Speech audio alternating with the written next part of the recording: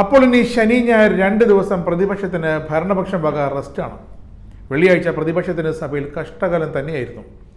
ചോദിക്കുന്നതെല്ലാം പരസ്പര ബന്ധമില്ലാതെ, എല്ലാത്തതിനും ഒന്നുകിൽ ഭരണപക്ഷത്തിൻ്റെ കയ്യിൽ നിന്നും അല്ലെങ്കിൽ മര്യാദയ്ക്ക് ചോദിക്കാത്തതിന് സ്പീക്കറുടെ കയ്യിൽ നിന്നും കാര്യമായി തന്നെ കിട്ടി പ്രതിപക്ഷത്തെ ചോദ്യവീരന്മാർക്ക്. ആദ്യം കിട്ടിയത് വിജിന്. ഏഷ്യനെറ്റ് ഓൺലൈൻ്റെ ലോഗോ ഉപയോഗിച്ച് വ്യാജവാർത്ത തയ്യാറാക്കിയവർക്കെതിരെ കേസന്വേഷണം എവിടെ എത്തി എന്നായിരുന്നു വിജിൻ അറിയേണ്ടിയിരുന്നത്. കേസ് സൈബർ പോലീസിന്റെ അന്വേഷണത്തിലാണെന്ന് മുഖ്യമന്ത്രിക്ക് വേണ്ടി MP രാജേഷ് മറുപടി നൽകി.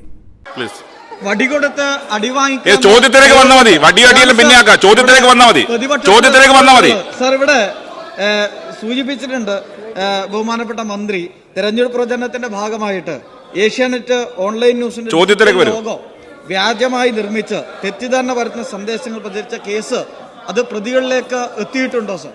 യെസ്. നിങ്ങൾ ആരെങ്കിലും ചോദിക്കണ്ടേ? No yes yes yes sir, ഏഷ്യാനെറ്റിന്റെ ന്യൂസ് എഡിറ്ററുടെ പരാതിയിലുള്ള കേസിന്റെ കാര്യം ഞാനിവിടെ പറഞ്ഞു. അത് Thiruvananthapuram city cyber crime police station case register ചെയ്ത് അന്വേഷണം നടത്തി വരികയാണ്. അതിലും ഈ വിവരങ്ങൾ ഫേസ്ബുക്കിൽ നിന്നും മറ്റും കിട്ടേണ്ടതുണ്ട്. അന്വേഷണം നടത്തി വരികയാണ്. അടുത്ത ഊഴം എൽദോസ് കുന്നപ്പള്ളിയുടേത്.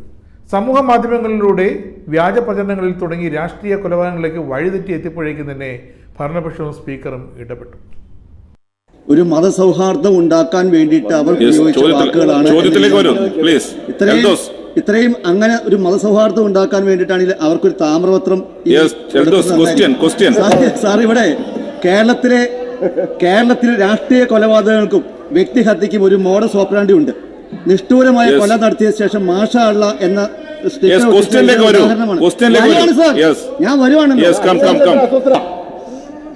താമ്രപത്രം വേണോ അതോ കുറ്റപത്രം വേണോ എന്നൊന്നും ഞാനിപ്പോ പറയുന്നില്ല. ആ കാര്യങ്ങളൊക്കെ പിന്നെ അന്വേഷണത്തിന്റെ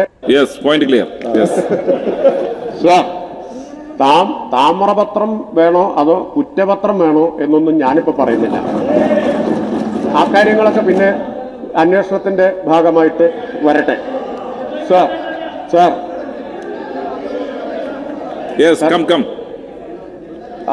ഇത്തരം എല്ലാ പ്രചരണങ്ങളെയും സാമൂഹിക മാധ്യമങ്ങളെ ഉപയോഗിച്ച് നടത്തുന്ന.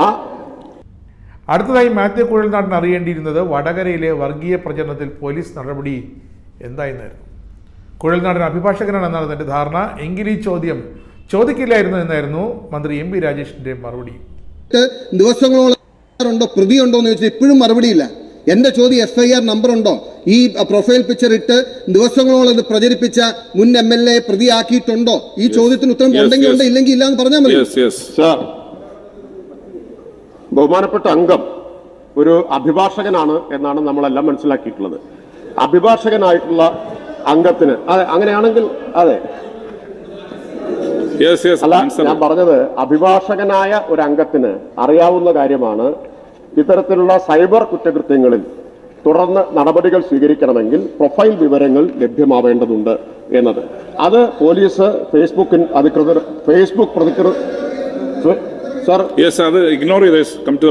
അധികൃതരോട് ആവശ്യപ്പെട്ടിരിക്കുകയാണ്.